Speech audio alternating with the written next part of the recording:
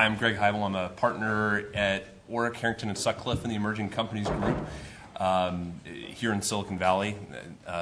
Term sheets is my life, and if you ask my wife, that's it. That's all I do. But I have the pleasure today to have two fantastic co-panelists who I sat in the middle. I should have let them sit next to each other because the best kind of mock term sheet negotiation is where the panelists actually kind of get at each other's throats. I think, based upon a call we had, a pre-session call, there's the possibility of some violence here. There's some strong feelings. So I will allow Ken Elephant and Farb Nivi to introduce themselves. Ken? Hi, I'm Ken Elephant. I'm a general partner at Opus Capital. We've been investing in startups for about 35 years. We used to be called Weiss Peck and Greer Venture Partners. We focus on early stage investments, so ideally Series A investments like this term sheet is here. And we invest only in IT, so we don't do clean tech or healthcare. We've done a lot in the internet layer, companies like DoubleClick. We've done a lot in enterprise software, so companies like Versa Systems, and several in the infrastructure space, so companies like Riverbed. And that's the gamut of what we do. My name is Farb Nivi. I'm the CEO and co-founder of Grocket, which is a online collaborative learning game. Actually, our first beta product out there is a GMAT product, which is a little bit late for any of you folks. But the idea is that anyone preparing for their GMAT comes to our platform and they collaborate live on GMAT questions, and there are game mechanics that incent their behavior, as well as some sort of intelligent algorithms that adapt the system to your performance and help you improve your GMAT test or SAT test, or ultimately just generalized learning. I did a Series A couple of years ago and a Series B last year, so that's my experience in managing term sheets. I've learned most of what I know from VentureHacks.com. If you want to check that out, that's a shameless plug for my brother's blog, but it is true. And it's not just him. Naval Ravikant and a couple other cool folks contribute to it, but I did a lot of learning before I did my first one. I had great advisors when I was negotiating my term sheet in my Series A and in our Series B. And those are, I think, really important pieces that we obviously can't really replicate here in this session, but are part of the larger process of creating a temporary marketplace for your shares. It's not a replacement for a really good lawyer, ideally from Orrick, but I will second Venture Hacks. It's a great place to, if you're trying to find a primer on what to expect and what the process is going to look like from a real world entrepreneur standpoint. It's a great place to start.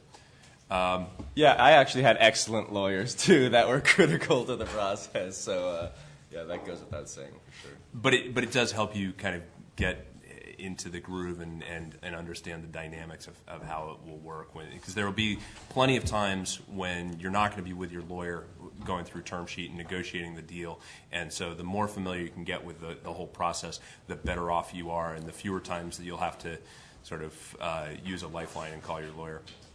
Ken, it's your term sheet, or XYZ's term sheet. You want to start out explaining why this is a good deal for Farb and his company? Well, Farb, it's been a pleasure getting to know you over the past few months. I'm Likewise. Really excited about your Thanks. company and your idea, and I'm very much looking forward to partnering with you. So what I've put together here is a standard term sheet that we've used at our firm, and I look forward to building the company with you. Yeah, we're actually really looking forward to working with you guys, and I think with the right match, we've spent some time getting to know our company, and we've done our diligence on your side, and I think it's going to be a real strong partnership. And there are just some pieces of this document that I've looked at with my advisors and counsel, and I'd like to just see if we can see a little bit more eye to eye on some of the pieces. So I guess I can sort of mention some of my non-starters if you want to talk about that, or if there's specific areas. If you have questions about anything, I can explain everything that's in the term sheet. And what I've tried to do is put together a term sheet that will actually work for you. I mean, I understand that having been in your shoes as an entrepreneur before, building a company is hard, so I'm trying to put together something that works for you. Yeah, that's great. So a couple of things. I can sort of talk about them in general, then we can address them individually, or we can sort of address them as we go, or try to at least. The valuation is something that is a sticking point for us. We essentially have a convertible debt that we have had on the table for a while with some folks, some angels, and I think we chatted about this before. And so for us, there is another option, and if we can't get the valuation that we're looking for in a Series A, we'll just do the debt round, and we'll work on a Series A sometime next year, or when the time is right. So I guess I don't know if this is a sticking point for you guys, or there can be some discussion around the valuation, because currently it doesn't make sense for us, and for me, acting on behalf of all the shareholders right now. It doesn't make sense to go with this when I have a convertible debt document that I can do that's, about a little bit less than half of the investment, but it'll get us through the next, 12 months and to product launch and things like that. So. And let me stop for just a second just to clarify what's going on, because Farb's got a competitive deal, and just in case people aren't understanding what his competitive deal is, he's got angels or somebody else who's willing to do convertible debt, so some sort of a note that will convert into equity at a future point at some later Series A financing at usually some discount to, or it's accompanied by warrants, but at the later valuation round. At the later valuation that's set by the Series A round, and so these guys will get into an argument of what that means and whether that's good for Farb and or Ken. And if you guys are interested in, participating in that debt round, we can do that too. We'd love to have you guys on board that way, and you're obviously lined up pretty nicely for when the Series A occurs. But yeah, like I said, the valuation currently is not competitive with what we already have on the table in terms of convertible debt. Yeah, so I think that is definitely a viable option. From our perspective, it all depends how you want to build a company. You've done a lot of research on us, and you've called a lot of our entrepreneurs, and I think what they have told you is that we work really hard in terms of opening up doors at customers and partners and helping you recruit the VP level team that you're looking to recruit. And so, given that, what we tried to do is come up with a valuation that's, as fair as we could make it, just based on all of the deals that we're seeing. And we think that the amount of money that's going into the company is a competitive advantage for you, because you're going to be competing with other companies out there that probably only have $500K or so in seed or angel money. And with $2 million in the bank, you really can press on the gas and take the market by storm. Yeah, that's obviously we want to get a couple $1 million, maybe 2.5 in the door. It's really the pre-issue valuation that is the problem for us. So the investment amount is right. We can get by with the $850K debt round that we're going to do, and we're going to actually leave that note open up to $1.5 million, so we can continue to add to it. But we have about $750 to $850 committed, and so it just makes more sense for us to put that 12 months of runway out, and then we can drive a Series A valuation that we feel confident would be 2, 3, 4 times what this is. So if we can get that done in 12 months and have that sort of impact on our actual Series A, it's kind of something we just have to do. So I guess if this is a non-starter for you guys, we can talk about some other things and see if we can come back to it, or if you want to go back and chat with folks and figure out if how much of a deal breaker this is, that's fine as well. Yeah, so we discussed this at our partnership meeting last Monday, and the partners all agreed on these terms. So I would need to go back, but just in round terms, what are you thinking about? So we wanted to actually bring in around 2.5 at about 8.5 post. Okay. So a 6 pre. Right. And how did you come up with that in terms of comparables? Because what we've tried to do here is, since we see about 3,000 deals a year and invest in about 8 companies, Yeah. what we've tried to do is do what's market. And you've I guess built a I'm great just team. trying to make this term sheet look like something that I would prefer over the debt round that I have. So that's how I arrived at that number. Right. Sorry, there's a question. Sorry, can you explain what you meant by 8.5 and then 6 Yeah. feet? So Sure. what- So go ahead. The question was, is what did he mean by 8.5 million post or 6 million pre-money? So the valuation that's in the term sheet here is a $3 million pre-money valuation. And when you put $2 million into the company, then the post-money valuation is $5 million.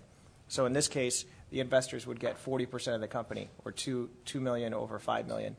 What FARB just asked for is a pre-money valuation of $6 million and $2.5 million investment.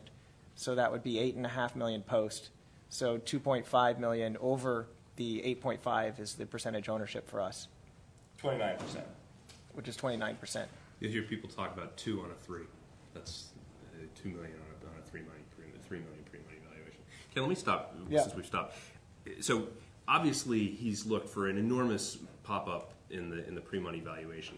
How often and how successful generally are entrepreneurs at asking a VC to go back and get a higher valuation? I mean, is it typically the case that on the valuation it's baked once it's gone through the partners the first time?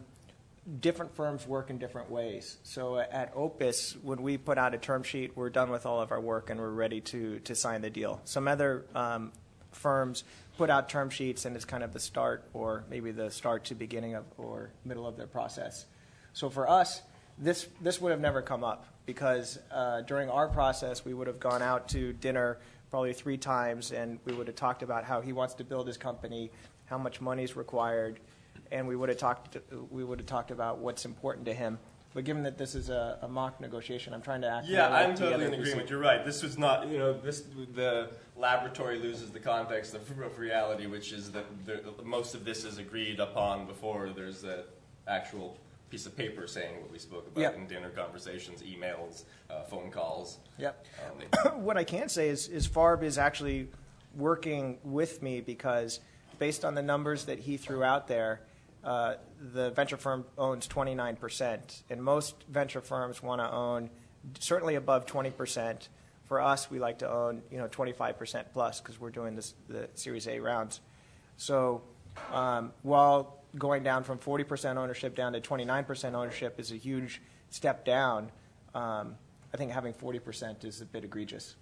I'm Sure, I've seen legitimate real term sheets with that, Series A term sheets. So it's, I think it's egregious too, Yeah. but it exists. And I also agree that, the 25 to 30% area is reasonable more for standard for one VC. If you have 2 VCs in a deal, 40% is more standard. Right. Yep. Should we go back? Yeah. Yep. Because each VC takes 20. Each Yeah. VC will take 20. And the reason that that's important from the entrepreneur's perspective is if a VC has such little ownership, then the VC won't be as committed to your company. So they'd be much more passive. Whereas what I told him before is that we're going to work our butts off to open up doors. We're going to work really hard to bring in a great management team for him. That's what I was trying to get across there. Sure. So you guys want to defer on the valuation since obviously this is going to... Well, I was going to go one more Yeah. thing on Oh, that. okay. Okay. So what I was going to ask you, Farb, is, I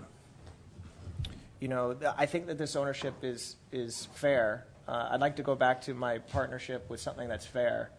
I appreciate the numbers that you've thrown out so far.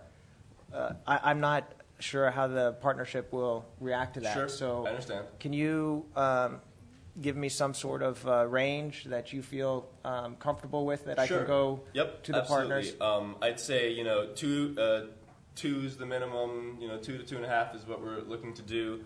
If you guys wanted to do over 2.5, that's fine. And then probably no less than 7.5. And if you want me to come in, post yeah, money. yeah, post money. And if you Right. want me to come in and chat with folks again, I'm happy to do that, and or make some, have some phone chats too. So I appreciate you Okay. taking that back. to folks in chat. By the way, the dynamic that was described about the dinners and it's socializing, that's a very Silicon Valley way of dealing with term sheet provisions. East Coast, foreign investors, it can be very different. And you can have situations where the first thing you know about evaluation is when they throw the term sheet down, and you really do have these sorts of negotiations. Very unusual out here in a mock. And it might be an exploding term sheet, which, you can explain in detail, but it's basically like act now or it's gone. And I would advise not dealing with people who give you those sorts of term sheets. Yeah, I agree with that. And I think that every VC should treat every entrepreneur equally. Obviously, if you've sold 2 companies in the past, you're going to get a more friendly term sheet. But, at least our philosophy is treat the entrepreneurs like we wanted to be treated when we were entrepreneurs. Yeah, and usually most of them were. That's actually legitimate. I get that feeling from most VCs that they're very entrepreneur friendly. Although this interaction is going to make them seem really sort of nasty. I think they're actually very entrepreneur friendly. Okay, so why don't we keep going? Yeah, great. All right, so I think I heard you loud and clear. I'll go back to my partners with what you said, that you're looking to raise somewhere between 2 and 2.5 million. You could potentially go higher than that, and bottom basement post money valuation is 7 to 7.5. Great, awesome. Thank you. Okay. I guess I also want to chat a bit about the founder agreement. So the couple things I wanted to address is I've been working pretty much full time on this project for a solid year now, without any real income, scraping through my savings, and I'd actually like that to essentially count towards my vesting schedule. And right now you have it such that my founder shares will 4 years starting from the point of issuance, which will be at the first board meeting, which is gonna, if we close this, gonna be in 2 months from now. So not only did I not get that first year, I'm gonna lose the next 2 months as I'm killing myself trying to close this deal. So for me, it would be important to be able to get that year's vesting and actually have the vesting point start at we'll set a date a year ago approximately. Well, actually, the way that we listed this out here actually works, I think, well for you. So as we discussed, I have a great chief marketing officer that you'd like to bring into the company. And she's, almost ready to join. I think I can help you get her over the finish line. Cool. She's very savvy, as will be a lot of the other VP-level folks that you bring into the company. The first thing that she's going to ask is, what's your vesting schedule, Mr. Founder? Right. And if it's unequal, that really creates a very strange culture and paradox inside of the company. So sure. I actually wanted to put this together so that I understand. Yeah, and I totally appreciate that. And I guess my feedback is a little bit different from folks around the valley, other entrepreneurs that I've chatted with and VCs, and I haven't heard that as a reason.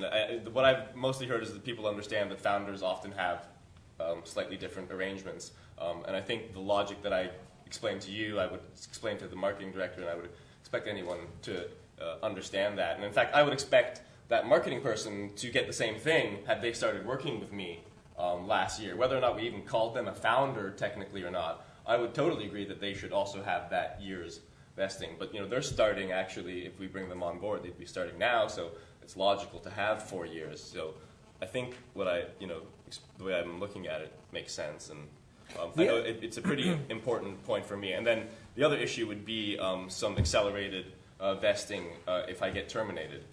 Because currently, right now, I would lose. We haven't gotten to the board yet, which is the next thing I'd like to talk about. But currently, if I'm removed from the board, from the position of CEO in the board, I lose all my shares. And actually, if we put those two together, I could be fired in like a month or so, and then literally not have one single share in my company that I've been working on for a year. So this just creates an opportunity that I need to have off the table. And Ken, Farb and I talked about this before your meeting, and I think Farb would be looking for some amount of single trigger acceleration, where if he's terminated without cause, he'll get some acceleration. and then full acceleration on a double trigger if the company's acquired and then he's terminated. His shares get fully accelerated. Okay. Yeah, So, Farb, I hear you loud and clear. I still think the way that this is worded works best in your favor. I mean, the reason that we're investing in this company is because of you. Sure. And your involvement. Right. If you were not involved in this company, Farb, we would not be interested in working with you. Yeah, And likewise. we really need your involvement with the company, and you've committed to that, and so I think that's great. This, really just puts it on paper that when you're at the company, adding value to the company, you're vesting. Yeah, I mean, I guess I'm just kind of, I agree, I would more strongly agree that that's the way you felt if you removed that opportunity to execute on this agreement from the table. Then I, would be supremely confident that what you sort of just said is really the sort of type of relationship that you want to create. And, my job is to, work for the shareholders, increase the value of the company. I don't want to be thinking about, my board behaving in egregious ways.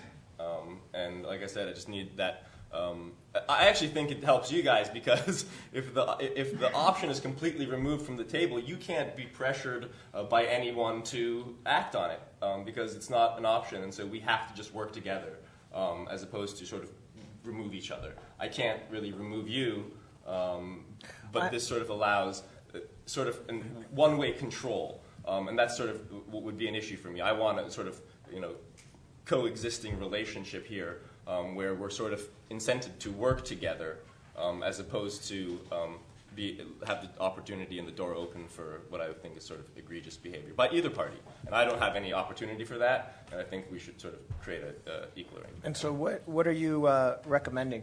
Oh, I guess in terms of, just 1 year, the year I've spent, so my shares will vest monthly, starting right now, no cliff. They start vesting right now because I've been working and I'm going to continue working, so they start vesting monthly for the next 3 years, 1/36th per month, starting the day of we create the company. Or functionally, it's the same as what you're asking for, but just giving him credit for the year that he's been working. Yeah. It's 4-year vesting, which is totally standard, but give him credit for the time that he's actually been working. For the first year that I've spent working, and the cliff is like essentially over as well, and then he can give you the details on the type of accelerated vesting. Okay. That So on the vesting side, I hear you loud and clear, but if this company does get into an acquisition mode, obviously the acquiring company is going to want the founding team there. I mean, you're the heart and soul of this company, and that's where a lot of the value comes from.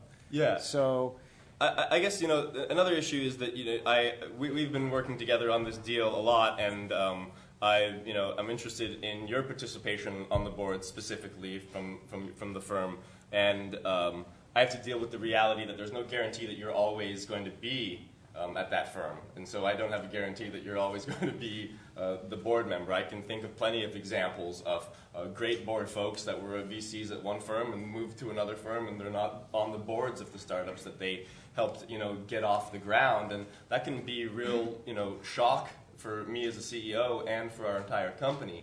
So to some extent, I have to create protections around just the possibility of you not being there one day and having some other person who I have no idea what their behavior is going to be like relative to yours to deal with. So again, it's just sort of a protection around taking these opportunities to play weird games off the table. So that we can just kind of concentrate on working together and always working together.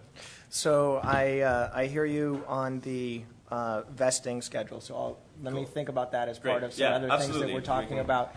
But let's talk about this acceleration, because single trigger acceleration, which is that if he gets fired from the company, that he accelerates his stock. That 6 months worth. That is very, very difficult for us to do, because basically that would incent you to potentially just to get 6 months of vesting, do something bad so that we need to fire you. I guess I don't. So, I think that firing me is the worst thing you could do for this company. So I don't think it's doing anything for any of the shares that I have at that point to fire me. That would I So think what that's I'd true. like- if you think that I would think that way, I wouldn't do business with me, because that's just I think an extreme Right. thought that But no that- rational person would engage in. But that's the reason that single trigger is completely non-standard. And if you look at the NVCA documents, it's not in there. Now, what you're asking Sure. for in terms of double trigger acceleration, which means that if the company gets acquired and your position in the new company materially changes, and you have some sort of diminution in terms of your type of role in the new company, then perhaps it makes sense that you should get some acceleration, because that's something that neither you nor I have any control over. Sure. That's up to the acquiring company. Okay, So I guess that- I'm so I'm that- willing to think about that if that's That I'm that's okay. more comfortable with if it's limited. Cool. The single trigger acceleration, I got to tell you, we would have a really hard So time. the 1 year you're cool with, and the no cliff, and So you're on the cool with vesting the double trigger on the and vesting not schedule what I recommend is that you. I think it's great that you worked at the company for a year. I was going to suggest something shorter than a year, so to split the difference. But if you're willing to vest over 4 years after the investment, then I'm willing to give you a year up front. Yeah, that makes sense. Okay. Yep. So we'll Great. do 1 year of credit, and then you'll vest the other 80% of your stock over the next 4 years. Yep. Okay. Ken, 20, 75%. No. One So year. 25% will be vested No, as a. 20% up front, and then So you just 20% described each 5-year year. vesting. Right. Exactly. That's what I'm saying. that- Oh, I see yeah. what you're saying. That's Okay, not- I'm gonna have that's to think not about. marketing. I'm gonna have to think about that. It's a little bit. It probably won't be a sticking point, but yeah. I don't What wanna you didn't make realize this- is that Ken sold BMWs in a prior life. Yeah. You have a question? What is a cliff? So a cliff is when you pass a certain point in your vesting off and schedule die. that all of the stock options that would have vested up to that point become vested. So in this example, the typical for an employee in the Valley is a 4-year vesting schedule with a 1-year cliff, which means after the end of year 1, that employee will get 25% of their stock options. And then the rest of those stock options, the other 75%, vest over the next 3 years on a monthly basis. I guess it's a 3-person board, which is good. I like the odd number, and then 1 common, 1 preferred, and 1 independent. So there's 2 issues I have. One sort of a non-starter, one I guess I can want to just chat a little bit more around. In the provision, 1 board seat will be elected by the holders of a majority of interest of the common stock and shall be the CEO of the company. I guess that's kind of my issue. What I'd rather do is create an additional seat for a CEO.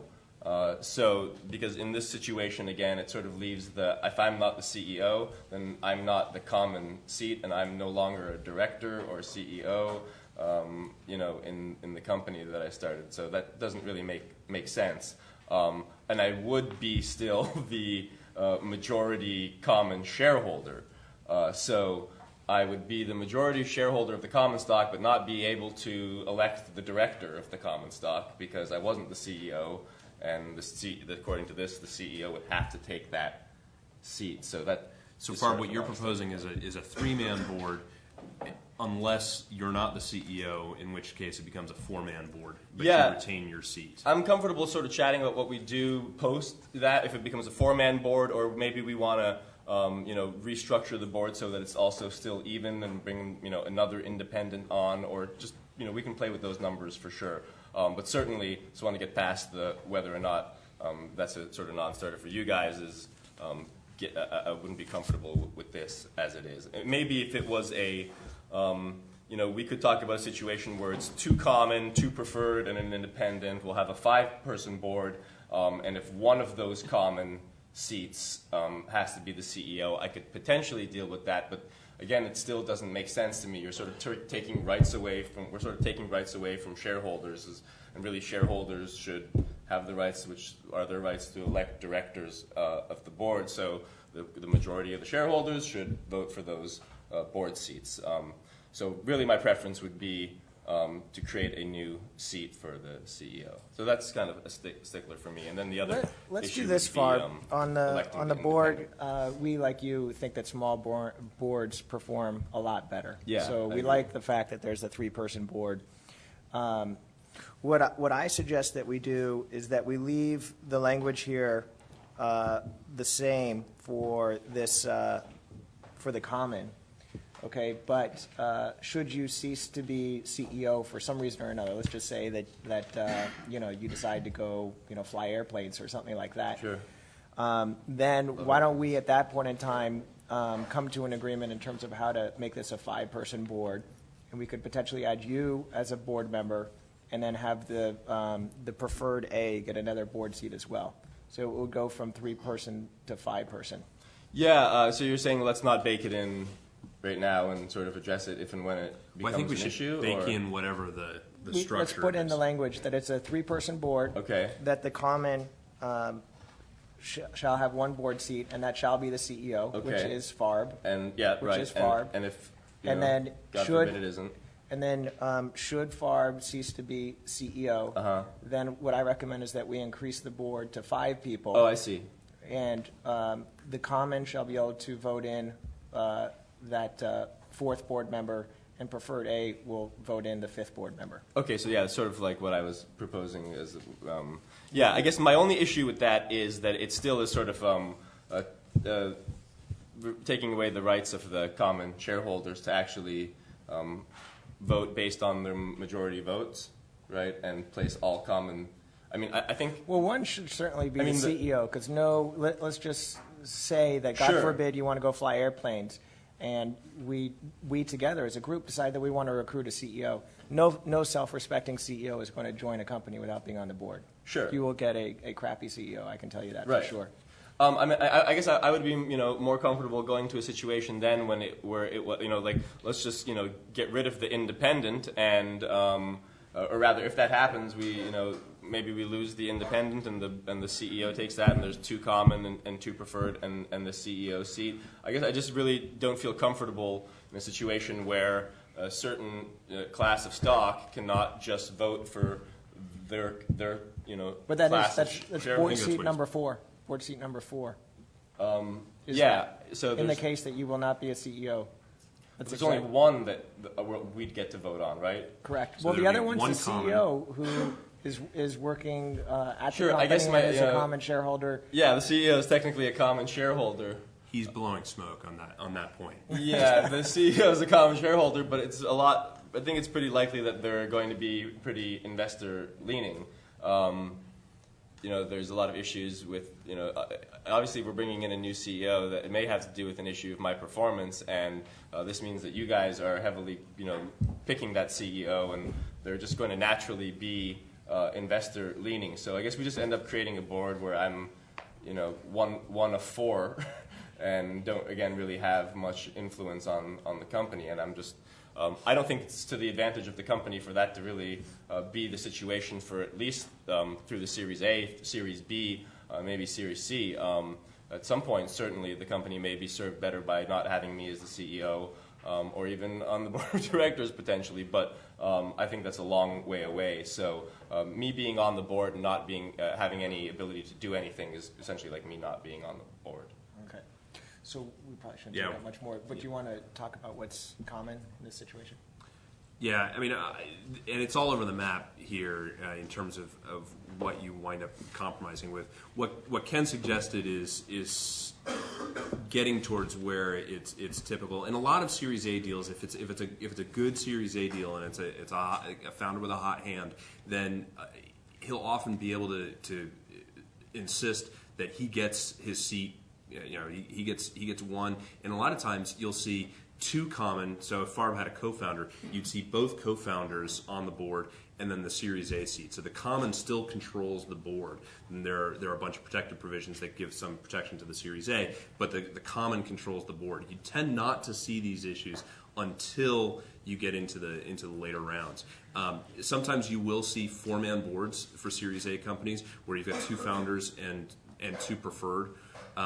What Ken was proposing was where you've got a 4-man board, but Farb is only one. There's only one common holder. The CEO, a new CEO, almost always will be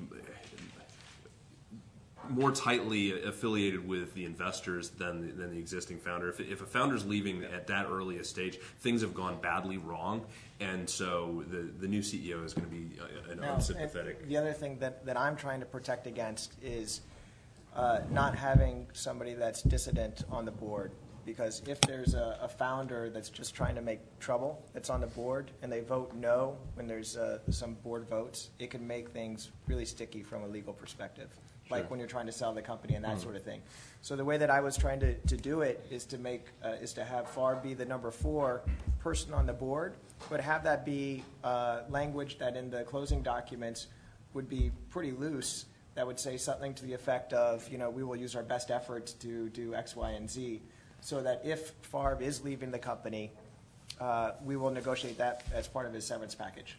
Yeah, That's what I was going for. what I stopped sort of doing after the first discussion around the valuation was going back to my convertible debt note that I had on the table, which I actually should have on every single point, talk about how I have an alternative. Especially here, because by doing a convertible debt round, there is no board created at all, and I control the company entirely, essentially. Well, depending on what we got the valuation to and stuff. So but at least there's no board, and we can sort of put off that decision to a Series A. So really, I should have just harped on that a little bit more. It's really, I think, the most important thing for a founder going into any negotiation is having a best alternative, right? Should we go back to the liquidation preference? Yeah. I think is Let me probably, just add one last thing. On the board, you'll see that there's an independent board seat here. There needs to be a mechanism in here so that there's a way that person gets nominated and accepted to the board. Because right now, he could nominate someone and I could say no. I could nominate someone, he could say no, and it would be just a 2-person board, and that would be ineffective. Series A will receive prior and in preference to any payments to the holders of common stock a per share amount equal to 3 times the original purchase price of the Series A. It seems, my preference would, just be 1x, but I'm willing to, I guess, split the difference and say 2x. And I assume that this is a typo, that it was 3x, Yeah. and with full participation Yeah. after the 3x initial. Yeah, that's what I'm assuming. Okay. Sorry, All right. my internal No lawyer problem. has been- No made a problem. mistake. But this is a participating preferred, which means that if we invest $2 million of our money into the company and the company gets acquired for $10 million, we get $6 million back first, and then we split up the remaining $4 million on a pro rata basis, which is what we described on Yeah. page 1. So it's not a typo. You did intend to fully participate in the No, I think he was process after you explaining the got your- typo, or no? That was your No, intended deal. I wanted it as participating preferred, because Without Farb a is, cap. without a cap. Because Farb, as you and I discussed, we have so many companies that we can potentially invest in. We want to invest in companies and entrepreneurs that want to grow a company to a very large rate. Sure. And outcome. Because if this company just gets built to, say, be acquired for $5 million, it's not a great use of your time or our time. So Sure. this is the type of mechanism that I think works well for you, because you and I will be motivated in the same way to build a large company here. Ken, isn't this going to hurt you in the later rounds when the Series B and Series C money come in and say, well, great. We want this as well. There's the full participation, no cap. It's one thing if you're doing this at a $3 or $5 or $6 million valuation, but if you start doing the next round at a 25 pre or a 40 pre or higher, and you've got full participation, not only is Farb going to get hammered, but you're going to get hammered. Even if you're taking your pro rata, eventually that will cut back. You sure you want to do this at this early stage?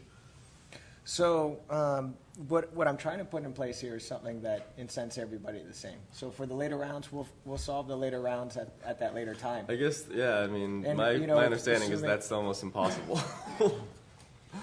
Why, I guess put up such an enormous task ahead of us, and let's just bake in something that will serve us both now and serve us both Now, in the later given, rounds. Which given we that you wanted anticipate. such a big step up in terms of valuation, what's more important to you, the valuation or the liquidation preference? I'd have to think about that. Well, I think we'd be looking for a reasonable market liquidation preference, and this Yeah. this isn't even on the aggressive side of market. This is just completely outside of what you would see in a term sheet here. So even if FARB is looking for something that's on the higher end of market reasonable on valuation, you know, it would be fair to at least see something on the investor-friendly side of market fair. Okay, so what would you suggest, Farb? So we were thinking maybe a 2x on the first part and put So some it's sort of capped. basically capped. So no participation. So no participation above the 2x, Correct. right? But a 1x participation below 2x, correct? So take me through the math again. If the company gets bought for $10 million, And you guys put in. just let's say that we put in 2 at 5 post. So, I mean, So So you guys either get 4, or you choose to convert to common, and then you have a total. All of the common are treated equally, and you're just like every other common holder. Right. And so there's an economically rational point at which you'll convert to common. So I get the $2 million back up front because we're putting this money to risk. We should be the first ones to get our money back. Sure. So we do get that, and then what you're saying is we participate pro rata after that point, up to the point until we get 2x on our money, right. right? Okay. Yeah. So that I would go for. That's pretty much standard. It's either 2x or 3x. Yeah, and I would even say it's especially these days. If Ken got $4 million back, he got his money back, and then an additional 2 before any money goes to common. That wouldn't be totally outrageous either. So the cap that Farb is talking about is at what point would it be better for me to really convert to common and just participate pro rata, which is on page 1? And here's one of those places where it's helpful to have the lawyers involved, because the arithmetic is actually not arithmetic, it's actually math. And so you want to have somebody who can help you model it out, and it's not obvious and it's nonlinear, particularly when you have participating preferred. If you graph it out, it's got steps through it, and so In reality, this rarely comes into play. What happens is a company gets purchased, the management team, or the company's trying to get purchased, the management team says, if it's a downside scenario, listen, we're going to just leave this company and here you can have it, or we want to carve out. And so all these liquidation preferences get renegotiated at that time. So I totally agree with what you were saying, which is why set a precedent that the later round guys can leverage off of. That is really good logic. And I'm sure Ken doesn't have any companies doing down rounds right now. That's where we're seeing this come up a lot, is when companies are doing down rounds and new money's coming in and trying to deal with the existing preferred holders. Then you start really cranking on the models and spending a lot of time on it. You were really grumpy about the drag along. Yeah. So No that's, drag along. And by the Okay, way, we're so- skipping over a bunch of stuff, and just in the interest of time. And so I guess my issue here is that anyone, in the event of any proposed sale event on page 5, drag-along rights, where such transaction is approved by the holders of a majority of Series A preferred and each member of the board of directors, the founders and all 1% stockholders of the company shall be required to vote all capital stock in favor of such transaction. So essentially, this is the same one that we had. It's saying anyone that owns less than 1% of the company just does what you guys tell them to do, and it's sort of like, I think people should just be able to vote their shares, and wherever the numbers sit, they sit. There's going to be a lot of serious stakeholders in the company that are going to own less than 1% of it, like a lot of the founding team. We're essentially removing any influence they have on anything. They're shareholders, which already doesn't make sense. They built the company. It doubly doesn't make sense. So let's just strike this The paragraph. issue is that when companies get acquired, if there's dissenting shareholders, there can be all sorts of lawsuits and things like that. So Farb, you're a big owner in the company. You have 30% Sure. ownership in the company. Why would you want to have some other shareholders that aren't nearly as involved as what you and I are control our destiny and potentially get the company into a bunch of liquidation, and a bunch of litigation, rather? Yeah, I think it's a lot better to make sure that everyone's aligned, and that's exactly what the board is for. And that's why we negotiated the way we did on the board. And I think you're happy with how you're being represented on the board, and I'm okay with it. We own 40% of the company, and we only have one board seat. So, I mean, I think that we've been as fair as we can. But So Ken, if what you're trying to do is protect both yourself and Farb from the smaller investors, you're assuming that Farb is going to be on the board and is going to approve the deal. Why don't we change this so that if it's approved by the holders of majority of the Series A, each member of the board, and the founders? how about a majority of the board? I mean, I think that's better because Well, but if Farb only holds one seat, then if the concern is not Farb, I mean, tell us if the concern is that Farb isn't going to approve a deal, then we'll deal with that one way. But if as you said, the concern is that other investors might dissent, and you're not worried about Farb because you guys are completely aligned, then let's make sure that the drag-along can't be triggered without Farb's consent. Yeah, I think it's more that I think that everybody should be under this drag along. That everybody, when the company is sold, that everybody's voted in the same direction. That'll make for an expeditious process. Now, the reason that we're investing in this company again is because of you, Farb. But let's just say that you want to go fly airplanes like we were talking about before. Everybody's going to be working at this company, and the company will have decided that it should get sold. And if you are back there throwing eggs just to be difficult, that I think is a very unproductive process. I guess for I the just company. can't imagine this situation where I'm about to get cashed out of this company that I have all these shares in, that I even put in less work because now I'm flying planes, and for some reason I'm going to make trouble and not just get cashed out. Aren't you really concerned about a deal where Common gets nothing, and he objects to having the company sold out from under him, and he gets nothing for it, and that's why you're trying to put the provision in place so that he has to vote in favor of that deal? Yeah. So. I mean, if we So can just, like you said, include now- not have founders as the third point here, right? And not include founders in the drag along portion. The 1%ers, I think I can deal with. I think it's So the reasonable issue, to have the I think- founders dragged if the founders approve. Yes, that's my point. Yeah, absolutely. Yeah. So, Drag with- from my perspective, for this company to get acquired, it's going to be because of the founders. And there's no way that a company can get acquired without, the founder Yeah. and the rest of the team moving forward. So as long as, you're committed to working with us in good cases and bad to get the company sold at the right time and at the right price, I'm okay with that. Okay, great. And I mean, all my negotiating is around again incenting us to sort of have to work together when we come up to situations that don't have easy answers. So I'm totally in So line we'll with go your through thinking. the exact language here in the closing documents, but I understand what you're trying to get to. Good. Now this is a major sticking point, and I would say that in like 75% of the term sheets, there's drag along that's put in there, and it's for good reason, unfortunately. So I mean, my experience, most startups have more than one founder. And I would say 95% of, and I'm kind of making up these numbers, but in broad strokes, they're right. 95% of startups, one of the founders is gone in a year.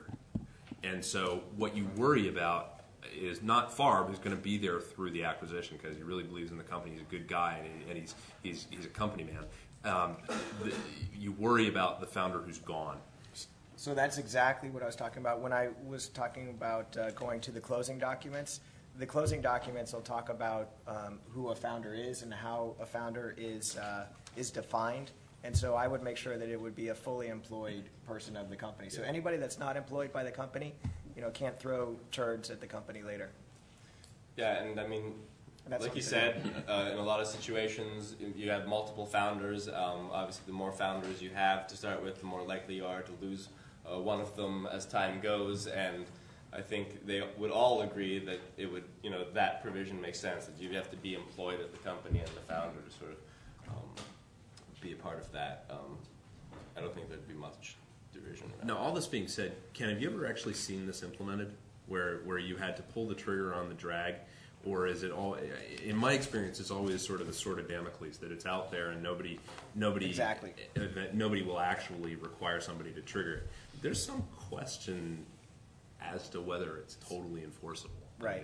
Legally, and that's off the Yeah, record. But depending on the state that you're in, right? yeah, depending upon the circumstances. I agree, but it is very important that when you do get into a sale process, that no one can hold it up. So, for example, if a founder had left the company, he may want some hush money to vote yes. That's something that we would never allow, right? Yeah. But I have seen cases where Really? that happens. Okay, that's interesting. So you want, Thanks for the from an idea. investor, from an investor's perspective, you want everybody doing what's in the best interest of the shareholders, and that's why drag is there. Yeah. And we're towards the end of the time, so we'll take some questions. There was one other point that I just wanted to highlight because we didn't talk about it, and it relates to the valuation, and it's the size of the option pool. Oh yes, that's another hour. It is because it's a backdoor pricing negotiation. Because you bake the size of the option pool into the pre-money capitalization of the company. So if you have a big option pool, then you wind up with a smaller price per share for a given valuation. And so it's a way of backdoor negotiating over price. From my perspective, it would be great if the entire option pool came out of the post. That never happens. Though. Right, that's what I'm saying. That's my extreme. His extreme is the entire thing coming out of. So to the degree that you can move closer to what you would ideally want, get away with what you can, do what you can. The standard is what's here. What's egregious is the percentage. Okay, so 20% is high if we have a CEO at the company and we're not planning to do a CEO search. And so if you and I were negotiating on this, I'm sure what you would say is, listen, all we need is a VP sales, so that's 2%, VP marketing, that's 2%, and a director of engineering, that's 1%. So all we need is 5%. Yeah, he And I actually would've- gave the best, I think. That's the best line of reasoning is you actually went and did some comps and figured out what the exact percentage is for all the people you need to hire, and it's that number. And then you have a reason for why it's that number, and it may be 5, 6, 7, 8, Now- 10%. Now, what's standard is that there's some slush on that, Sure. like at least 4 or 5%, because you want to bring in advisors. You want this option pool to last well into the Series B, which should be at least 24 months, just in case something goes wrong and you need to extend the Series A. You might get a bluebird person that could come in as a COO and demand 7%, and the last thing that you want a company to do is pass on really good people because they don't have the shares in the option pool. I mean, But obviously, what I would tell the company is it's a bluebird, and if it's a bluebird that is not in the plan that was baked among the founders and the investors before the financing, then everybody ought to share in that dilution. That shouldn't come on the back of the founders. You can always create more shares.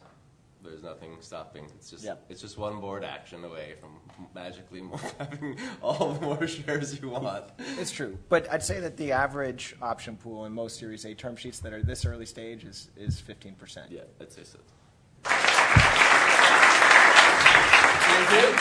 Thank you.